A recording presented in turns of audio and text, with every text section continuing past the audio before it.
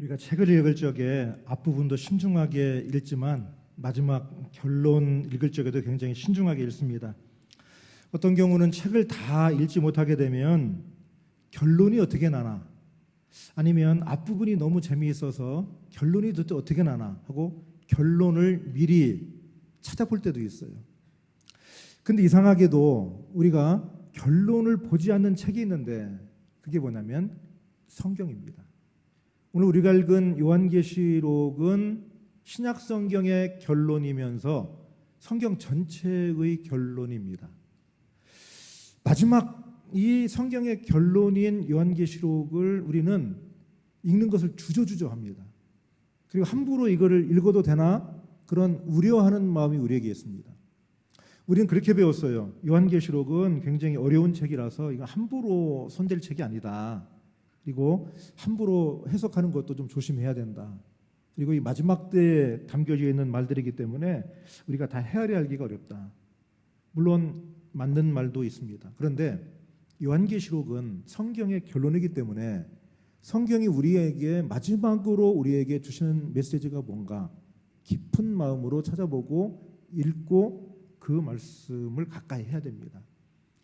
그런데 특별히 이 성경의 가르침을 왜곡하는 사람들이 이 요한계시록에 나와 있는 말씀 중에 마지막 때에 관련된 말씀을 확대하고 그리고 왜곡하기도 하고 또 때로는 해석을 잘못하기도 하면서 그 말씀이 그리스도인들에게 공포감을 줬어요. 아, 이게 무서운 책이구나. 이걸 함부로 이게 손대기가 어려운 책이구나. 그래서 요한계시록을 가까이 하지 않게 만들었어요. 어떤 분은 그렇게까지 이야기합니다. 그게 사탄의 전략일 수 있다. 요한계시록이 얼마나 귀중한 책이고 그리스도인들이 가까이 해야 되는 책임에도 불구하고 그렇게 함부로 대해서는 안 되는 책인 것처럼 다른 성경은 다 그렇게 읽기도 하고 연구도 하고 하는데 요한계시록은 접근 자체가 어렵도록 만들어놔서 요한계시록이 교회와 성도들에게 주시는 그 놀랍고 은혜로운 말씀을 듣지를 못한다는 겁니다. 오늘 우리가 읽은 성경에서도 이야기하기를 뭐라고 말씀하냐면 3절에서 이 예언의 말씀을 읽는 자와 듣는 자, 그 가운데 기록한 것을 지키는 자는 복이 있나니 때가 가깝다. 읽고 듣고 행하는 사람이 복이 있다고 그랬는데 안 읽었어요. 읽으면 큰일 나는 줄 알았어요. 이 한마디 잘못 읽으면 큰일 나는 줄 알았어요. 그래서 이 성경을 왜곡하고 그리고 공포심을 조장해서 이단들이 그렇게 많이 했어요. 사람들로 하여금 모여들게 하고 그리고 헌금을 그걸 통해서 강요하고 재산을 정리해서 갚으라고 그러고 그런 식으로 요한계시록을 왜곡시켰습니다. 그런데 신약성경의 마지막이며 성경 전체의 결론이라고 할 수 있는 요한계시록은 하나님의 특별한 은혜가 담긴 말씀입니다. 이 요한계시록을 이 말씀을 받던 때는 교회가 핍박을 받던 때입니다. 이 기독교가 핍박을 받았어요. 복음이 세상의 권력과 충돌을 일으켰습니다. 그 충돌을 일으킨 이유는 그 당시에 세상을 다스렸던 나라가 로마라고 하는 제국인데 로마 황제는 온 그 유럽 일대를 다스리는 왕입니다. 그런데 기독교인들이 얼마 안 되는 기독교인들이 나타나가지고 로마 황제가 왕이 아니라 참된 왕이 계신데 그분은 우리 주님이시다. 예수 그리스도 그분이 왕 중에 왕이시다. 우리가 생각할 적에는 그분들이 그리스도인들이 얘기하는 왕은 하나님 나라 백성들의 왕이고 로마 황제는 이 세상의 왕인데 그걸 구분할 줄 알아야 되는데 왜 구분 못하나? 그건 우리가 갖고 있는 정치와 종교가 분리되어야 된다고 하는 그런 교육과 훈련을 받은 우리의 생각이에요. 왕은 왕이지 무슨 예수가 왕이냐? 오직 로마 황제만이 왕이다. 그래서 예수님이 왕이라고 하는 그리스도인들을 용납하지 못하는 겁니다. 그래서 굉장한 박해를 합니다. 박해가 가장 심했던 때 그 로마의 황제가 도미티안 황제. 이 황제는 AD 81년부터 96년 동안 다스렸어요. 그때 굉장한 핍박을 했습니다. 이때를 배경으로 합니다. 전에 우리가 중고등학교 다닐 적에 마르쿠스 아울렐리우스라고 하는 로마 황제 그 사람이 명상록에 대해서 읽기도 하고 배우기도 했어요. 근데 그 황제도 박해에 가담한 황제예요. 그렇게 훌륭한 책을 썼는데 그 사람도 박해자였었어요. 기독교인들에게는 공포의 대상이었어요. 그러면 이때 예수 그리스도를 통해서 저 반모섬이라고 하는 곳에 지금 유배되어 있는 곳으로 보이는 사도 요한에게 부활하신 주님이 천사를 통해서 이 말씀을 주십니다. 소아시아 지역에 있는 7교회들, 우리가 살고 있는 이 아시아가 아니라 저 터키 지방에 있는 그 소아시아 지방이 있어요. 거기에 있는 7교회들에게 주시는 말씀인데, 거기에 나오는 7교회는 이제 다음 주부터 보겠는데, 그 교회는 온 세상을, 이 세상에 있는 교회들을 대표하는 상징성을 갖고 있는 교회들입니다. 그래서 그 교회들에게 주시는 말씀입니다. 그리고 핍박과 박해 앞에 있는 교회들에게 주시는 말씀입니다. 이 말씀을 주시는 분은 부활하신 예수 그리스도신데, 이분은 어떤 분이시냐면 전에도 계셨고 이제도 계시고 장차 오실 분입니다. 시간을 주관하시는 주님이시란 얘기입니다. 이 땅의 왕들의 머리가 되시는 분입니다. 왕 중에 왕이신 분입니다. 그리고 우리를 사랑하셔서 그분의 피로 우리를 죄에서 해방시키시고 제사장으로 세워주시고 구름을 타고 다시 이 땅에 오실 하나님의 아들 예수 그리스도십니다. 자, 우리가 오늘부터 이제 요한계시록을 함께 읽겠는데, 이 요한계시록 읽으면서 우리가 세 가지의 이 키워드 혹은 세 가지의 이 믿음을 갖고 있어야 돼요. 이게 지금 요한계시록 이 1장 1절부터 8절에 담겨 있는 우리에게 주는 이 요한계시록의 전체적인 개요의 말씀이에요. 동시에 이 믿음을 가지라고 얘기하는 거예요. 여러분이 요한계시록을 우리가 오늘 말씀을 듣는 동안뿐만 아니라 요한계시록을 가까이 하면서 읽으면서 이 세 가지의 이 개념들, 세 가지의 키워드들을, 세 가지 믿음을 가슴에 품고 읽으시기 바라요. 그리고 그 믿음이 생기시기를 바라요. 첫 번째는 뭐냐? 박해 앞에 있는 교회들에게 주신 말씀이라는 겁니다. 오늘 본문 4절에서 요한은 아시아에 있는 7교회에 편지하노니 이제도 계시고 전에도 계셨고 장차 오실 이와 그의 보좌 앞에 있는 7 영과, 교회에게 주시는 말씀인데 그 교회는 굉장한 핍박과 박해 가운데 있습니다. 교회 나가면 생명을 내놓고 나가야 되는 상황입니다. 재산의 손해를 보는 것은 말할 것도 없습니다. 자기의 미래를 보장할 수 없습니다. 오늘 우리 3부 예배 오신 분들 가운데에도 예수 그리스도를 믿는 믿음으로 사는 것 때문에 곤란한 일을 당하시는 분들도 있을 겁니다. 집안에서 예수 믿는 것 때문에 어려움을 당하는 분들도 계실 겁니다. 직장에서 예수 믿는 것 때문에 손해를 보는 분도 계실 겁니다. 인간관계에서 예수 그리스도 때문에 어려움을 당하는 분들도 있을 겁니다. 그러나 초대교회 성도들이 당한 것하고는 비교하기가 어려울 겁니다. 우리하고는 비교할 수 없는 무서운 박해와 핍박 가운데 있는 교회에게 주님께서 이 말씀을 주셨습니다. 왜 주셨느냐? 위로하시려고 그러는 거예요. 위로하시려고. 너희들이 혼자가 아니다. 내가 함께한다. 그리고 승리를 약속하시는 거예요. 그리고 소망을 주시는 거예요. 그래서 교회들에게 주시는 말씀이에요. 오늘날도 교회들이 얼마나 세상에서 교회들이 함부로 대접을 받습니까? 교회는 교인들 스스로도 교회를 함부로 얘기해요. 저는 우리 교인들에게 부탁을 드려요. 여러분, 교회를 함부로 이야기하지 않기를 바랍니다. 성도들을 함부로 이야기하지 않기를 바랍니다. 이 교회는 다 이래. 한국 교회는 다 타락했어. 그렇지 않습니다. 잘못된 교회도 있습니다. 잘못된 성도도 있습니다. 잘못된 목회자도 있습니다. 그러나 전체가 다 그런 건 아닙니다. 우리는 하나님의 교회, 주님의 몸된 교회를 소중히 알아야 합니다. 우리 스스로 교회를 함부로 대해서는 안 됩니다. 마태복음 16장 18절에서 주님은 교회를 세우시겠다고 말씀하시면서 약속을 한 가지 하십니다. 읽어보겠습니다. 또 내가 내게 이르노니 너는 베드로라. 내가 이 반석 위에 내 교회를 세우리니 음부의 권세가 이기지 못하리라. 음부의 권세가 이기지 못한다. 지금 무서운 박해와 핍박 가운데 교회의 싹을 무너뜨리려고 하는 이 로마의 황제들이 박해하지만 무너뜨리지 못한다. 음부라고 하는 것은 죽음의 세력이에요. 하나님의 일들을 대적하는 자들이에요.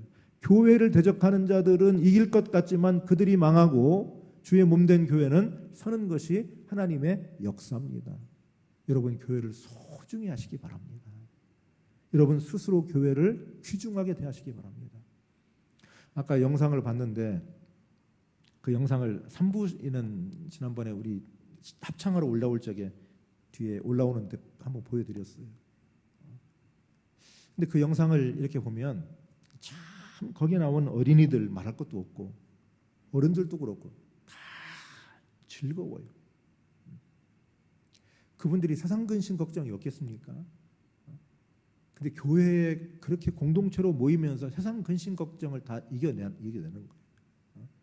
마음 아픈 것도 있고 속상한 것도 있고 안 되는 것도 있고 몸도 아프고 그렇지만 성도들이 함께 모여서 말씀을 듣고 말씀을 서로 토론도 하고 또 교제도 하고 음식도 나누어 먹고 서로 즐거운 프로그램도 준비하고 그러면서 즐겁고 행복한 거예요. 우리 강남교회가 그런 교회인 줄로 믿습니다. 여러분 교회 오시면 얼굴을 다 피셔. 다 즐겁게. 꼭 막 빚받으러 온 사람처럼 말이죠. 눈에 힘주고 예배드리고 그러지 말고 마음 편안하게. 여러분 하나님의 위로와 소망이 교회 위에 함께 하시는 줄로 믿습니다. 하나님께서 승리를 주시는 줄로 믿습니다. 요한계시록의 주된 목적은 박해 앞에 엄청난 박해 앞에 지치고 낙심한 성도들에게 낙심하지 말아라. 내가 함께한다. 위로와 희망을 주시는 말씀이에요. 그 위로와 희망이 우리 교회에도 임할 줄로 믿습니다. 두 번째는 뭐냐? 요한계시록 읽으면 이해하기가 어려워요. 어떤 사람은 자기가 요한계시록을 읽으면서 거기에 나와 있는 이 말씀대로 이미지를 그렸더니 무슨 UFO 같은 그런 형상이 되더라. 뭐 눈이 70개가 달려있고 막 눈이 앞뒤로 달려있고 그려놨더니 우주인 같더라. 그런 얘기가 아니에요. 그건 터무니없는 이야기예요. 그런 얘기는. 이건 뭐냐? 요한계시록에 나와 있는 언어들의 모티프가 있어요. 그건 뭐냐면 구약에 이미 언급된 말씀들을 요한계시록이 받아들여서 그 말씀을 다시 우리에게 보여주는 거예요. 그래서 구약이 가장 많이 언급된 곳이 요한계시록이에요. 오늘 우리 본문 1절에도 보면 이렇게 말씀합니다. 예수 그리스도의 계시라 이는 하나님이 그에게 주사 반드시 속히 일어날 일들을 그 종들에게 보이시려고 그의 천사를 그 종 요한에게 보내어 알게 하신 것이라. 하나님이 그에게 주사 반드시 속히 일어날 일들이라고 그랬어요. 반드시 속히 일어날 일들. 주님이 보여주신 계시가 반드시 속히 일어날 일이라는 거예요. 그런데 이 반드시 속히 일어날 일들이라고 하는 말이 그냥 요한계시록에만 뚝 떨어진 말씀이 아니라 사실은 다니엘서 2장 28절과 연결되어서 거기서 모티프가 된 말씀이에요. 다니엘서 2장 28절은 느부갓네살 왕의 꿈을 해몽하려고 하는 다니엘, 그가 느부갓네살에게 하는 말 속에 담긴 이야기입니다. 다니엘서 2장 28절 읽어보겠습니다. 오직 은밀한 것을 나타내실 이는 하늘에 계신 하나님이시라. 그가 느부갓네살 왕에게 후일에 될 일을 알게 하셨나이다. 왕의 꿈 곧 왕이 침상에서 머릿속으로 받은 환상은 이러하니이다. 지금 다니엘서에서 언급하고 있는 후일에 될 일이라고 했는데 여기에서 모티프를 받아가지고 요한 사도는 주님께서 보여주시는 계시는 반드시 후일에 이루어질 일들입니다 하고 말씀을 하고 있습니다. 우리가 이해하기 어려운 언어들이 있어요. 요한계시록. 그래서 이해가 안 가요. 그래서 함부로 해석하면 안 된다고 얘기를 했어요. 그런데 구약에 연결된 말씀들이에요. 여러분이 요한계시록 읽는 동안은 할 수 있으면 성경을 좀 갖고 다니시면서 같이 찾아보기를 바라는데요.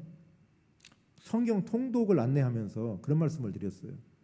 구약을 읽다가 질문이 생겼는데 그 대답이 신약에서 되고, 신약을 읽다가 궁금한 일이 생겼는데 그 대답이 구약에서 되고, 구약과 신약이 연결되어 있어요. 그것이 가장 많이 연결된 곳이 요한계시록이에요. 구약의 언어들로 하나님께서 보여주는 계시의 말씀을 우리에게 보여주는 거예요. 그래서 하나님께서 언약하신 것이 성취된다. 구약과 신약이 별도의 책이 아니라 이것이 유기적으로 연결되어 있다. 그리고 하나님이 약속하신 것이 반드시 성취된다. 구약의 언어로 신약에서 예수 그리스도의 계시를 보여줍니다. 세 번째, 다시 오실 그리스도라는 사실이에요. 주님이 다시 오신다는 거예요. 2000년 전에 하나님의 아들이 이 땅에 사람의 몸으로 오셨어요. 그것을 초림이라고 그럽니다. 초림. 처음에 오셨다 그거죠. 처음으로 임하셨다. 그런 말이죠. 근데 그분이 약속하셨어요. 내가 다시 온다. 약속하셨어요. 요한복음 14장 3절입니다. 요한복음 14장 3절. 예수님께서 하신 말씀이에요. 읽어보겠습니다. 가서 너희를 위하여 거처를 예비하면 내가 다시 와서 너희를 내게로 영접하여 나 있는 곳에 너희도 있게 하리라. 내가 다시 와서 다시 오신대요. 예수님이 우리에게 약속하신 거예요. 근데 예수님이 십자가를 지시고 부활하시고 난 다음에 40일이 지나고 하늘로 올라가실 적에 제자들이 예수님이 하늘로 올라가시는 걸 봅니다.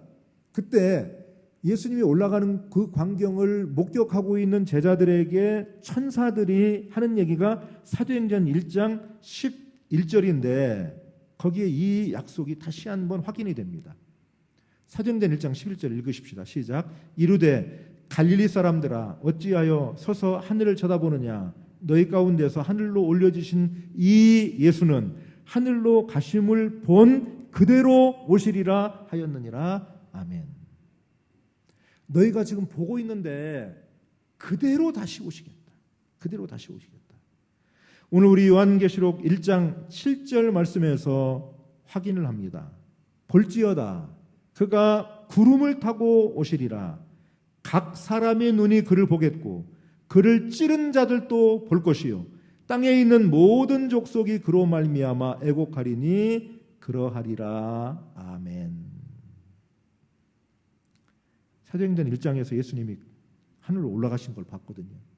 본 그대로 오시겠다고 했는데 요한계시록 1장 7절은 그가 구름을 타고 오시리라. 각 사람의 눈이 그를 보겠다. 그를 찌른 자들도 볼 것이다. 이 말은 뭔 말이냐? 예수 그리스도를 방해하고 박해하는 자들도 주님이 오시는 것은 볼 거라는 거예요. 우주적 사건이에요. 주님이 다시 오신다는 약속이 요한계시록의 중요한 믿음 가운데 하나예요. 이게 종말론이죠. 종말론. 우리는 종말론을 갖고 있는 사람들이에요. 불교는 다릅니다. 불교는 이 세상에 끝이 없어요. 불교는 계속해서 세상이 돌아요. 내가 지금 이 생에는 사람으로 태어났는데 이 생에서 내가 못된 일을 많이 하고 죄를 많이 지면 죽고 나면 다음 생에는 동물로 태어난다는 거예요. 동물로 태어나도 요즘 같으면 강아지나 고양이 이런 걸로 태어나면 태어날 만할 것 같아요. 다른 동물로 태어날 거라는 거예요. 그리고 동물로 살면서 또 거기서 공덕을 쌓고 뭐 말이죠. 착한 일을 동물들로서 많이 하면 그 다음 생에 사람은 계속 윤회를 하죠. 윤회. 근데 기독교는 단선적 역사관입니다. 시작이 있고 끝이 있어요. 근데 이 끝은 신학적으로 보면 이미 시작이 됐어요. 하나님의 아들 예수 그리스도가 이 세상에 오시면서 하나님 나라가 가까이 왔다고 선언하셨어요. 하나님 나라가 오기 시작한 거예요. 그 종말이 시작됐어요. 완성이 언제냐? 주님이 다시 오시는 그때가 완성이에요. 그때가 완성인데 그때는 모든 이 세상의 역사가 끝이 납니다. 그게 성경의 말씀입니다. 자, 그게 종말이에요.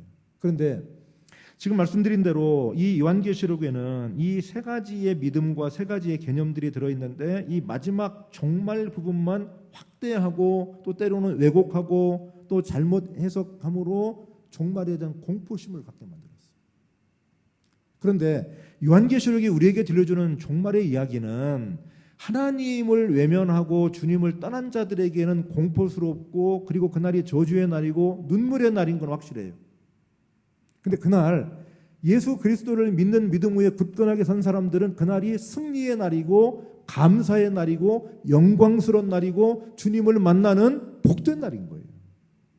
동시적 사건인 거예요. 하나님을 잘 믿는 사람들이 그날을 두려워하고 걱정하고 염려할 게 아니라 그날은 우리에게 주시는 승리의 날이고 그날은 감사의 날이고 그날은 찬송의 날인 거예요. 우리 지난 주일에 합창을 했지 않습니까? 그날이 그날이에요. 이 날을 찬양한 거예요. 그때가 되면 모두 알게 되리. 모든 대답을 얻게 되리. 모든 눈물이 그치게 되리. 호련히 변화되리. 우리의 모습이 주님을 만나는 새로운 피조물로 호련히 변화될 거라는 거예요. 호련히 변화되리. 그날에 그 영상을 다시 잘 이렇게 따로 만들어 가지고 한번 우리가 보려고 그래요. 요한계시록 굉장히 밀접한 말씀이에요. 거기 여러분 그 영상이 이미 예배 영상에 올라가 있는데요. 거기 보면 그 유치부 아이들이 노래를 찬양을 합니다. 서서 같이. 근데 유치부 아이들이 웬만한 우리 어른 성도들보다 신앙이 더 좋아 보여요. 얼마나 확신에 차가지고 막 그날을 노래하는지. 참, 야, 쟤들이 뭘 알고 저렇게 할까 물어봤어요. 그날이 어떤 날인지 알아? 그랬더니 주님 만나는 날이지요. 참 훌륭한 믿음. 찬양을 하는데 그 유치부 아이들이 말이죠. 가사도 어떻게 알았는지 입을 쫙쫙 벌리면서 그날에 호련히 변화되리라. 그 믿음을 갖고 있는 거예요. 어린아이들도. 근데 이 종말은 이미 예수 그리스도가 오심으로 시작이 됐어요. 그러나 그 완성은 주님이 다시 오실 그날. 우리는 지금 종말을 살고 있는 사람들이에요. 내일 주님이 오셔도 이상하지 않아요. 이미 종말이 시작됐어요. 그리고 주님이 오시는 것이 우주적 종말이지만 우주의 종말이 아직 남아있다 하더라도 내 생명이 끝나면 그것이 나에게 종말이에요. 우리의 생애는 단 한 번뿐이에요. 직선적 생명관을 우리는 갖고 있어요. 다시 뭘로 태어나고 그런 게 아니에요. 우리의 생명에 닿으면 우리는 영원한 하나님 나라로 들어가든 아니면 하나님이 계시지 않는 곳으로 가든 결판나는 거예요. 말씀드린 대로 이 종말의 날은 그리스도 때문에 고난을 당하고 핍박을 당하고 어려움을 당하고 예수 그리스도를 위해서 희생하고 주님을 잘 섬겼던 사람들에게는 그날이 승리의 날인 거예요. 그날이 감사의 날인 거예요. 그날이 복된 날인 거예요. 얼마나 감사한 날입니까? 그러나 예수 그리스도를 반대하고 교회를 어지럽히고 복음을 반대하고 하나님을 떠났던 자들에게 그날은 저주의 날이고 심판의 날이고 눈물의 날인 거예요. 그리고 요한계시록의 대상이 그 사람들이 대상인 말씀 우리가 가지고 떨고 앉아있는 거예요. 우리가 야, 이 날이 어떻게 되지? 겁나는데 함부로 해석할 일이 아니네. 그게 아니고 지금 예수 믿는 것 때문에 어려움을 당하는 사람들에게 위로해 주시는 말씀이 요한계시록이에요. 내가 너희와 함께한다고는 희망을 주시는 말씀이 요한계시록이에요. 교회를 섬기는데 어려움과 고난을 당하지만 흔들리지 말아라. 낙심하지 말아라. 내가 이기게 하겠다고 약속하는 말씀이 요한계시록입니다. 그래서 오늘 본문에서 말씀을 하지 않습니까? 3절입니다. 이 예언의 말씀을 읽는 자와 듣는 자와 그 가운데 기록한 것을 지키는 자는 복이 있나니 때가 가까움이라. 여러분, 요한계시록은 성경의 결론이에요. 어떻게 결론이 나지 궁금하지 않아요? 야, 우리가 예수 믿는데 우리의 마지막 결론은 뭐지? 우리에게 희망과 그리고 우리에게 구원과 승리가 약속되어 있습니다. 요한계시록을 읽으면서 우리에게 이 위로와 희망과 승리의 확신이 함께 할 줄로 믿습니다. 우리 교회 위에도 위로가 함께 하시기 바랍니다. 그리고 희망과 확신이 함께 하기 바랍니다. 주님께서 승리를 주실 줄로 믿습니다. 아멘.